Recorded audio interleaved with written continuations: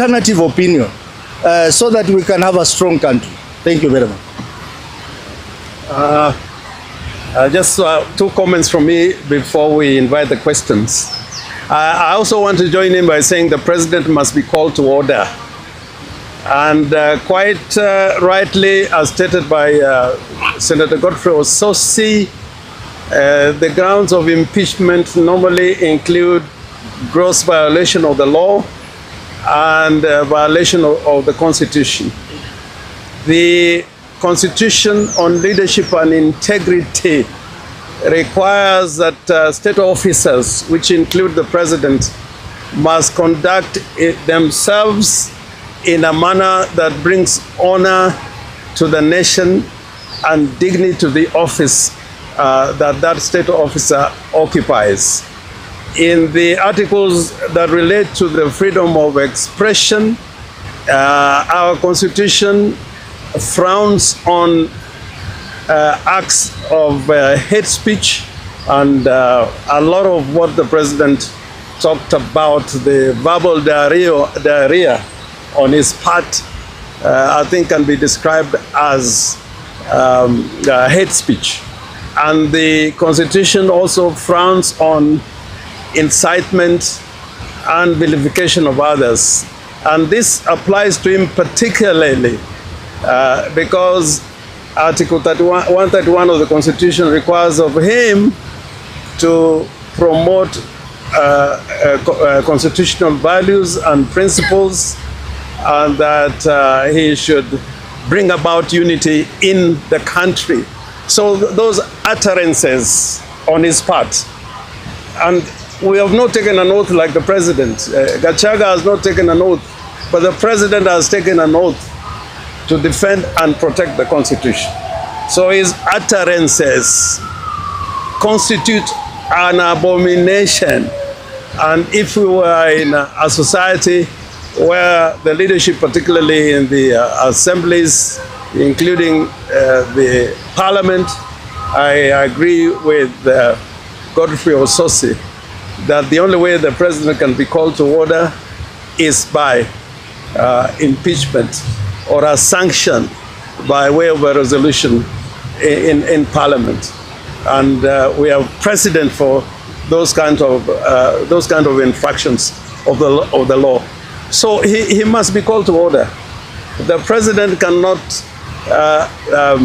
climb from the high office which he occupies and come down to have violent exchanges, verbal exchanges, which do not bring honor to the Republic of Kenya. And I think all the presidents we've had have had their low times in terms of what they said, but I think this yesterday, some of the utterances, if you have great statesmen like Mboya and Masinde Mulero, Ngala, they'll be turning on their graves that what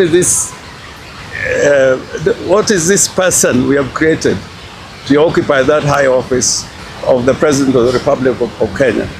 Secondly, in regard to what happened to Tuju, I described Kenya as a kleptocratic state. But I want to add that President Ruto is suffering from a disease known as kleptomania, where you want to acquire anything, even if you have had enough, you can never really have enough. And using primitive capital accumulation, using the police to have a hostile takeover of Tuju's hotel, having a hostile takeover of Nairobi Hospital. I think the degree to which President Ruto wants to own the state called Kenya, the real estate of Kenya, which belongs to the people, is alarming.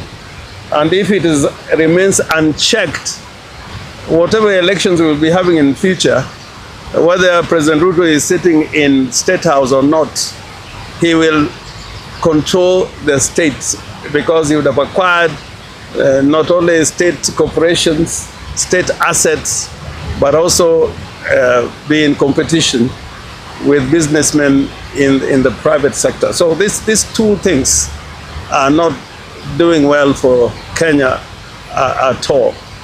And finally, I want to conclude by saying, Linda Mwananchi, we are fighting for the soul of the party called ODM, and they're also fighting to protect the legacy of Raila Amolo Odinga.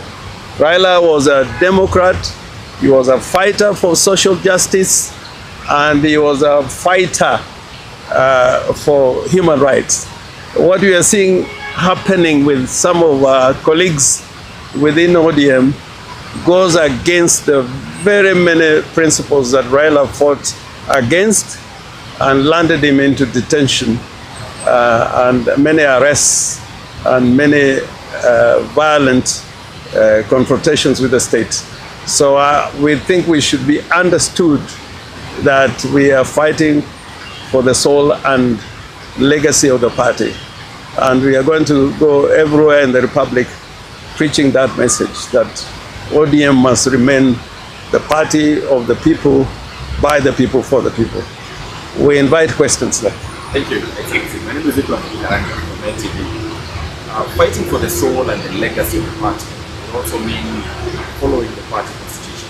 With regards to the NDC, parallel NDC, which is scheduled to be having on Thursday, the party constitution on Friday, the 7th, the party constitution states that you need to give a 21-day notice for such an NDC.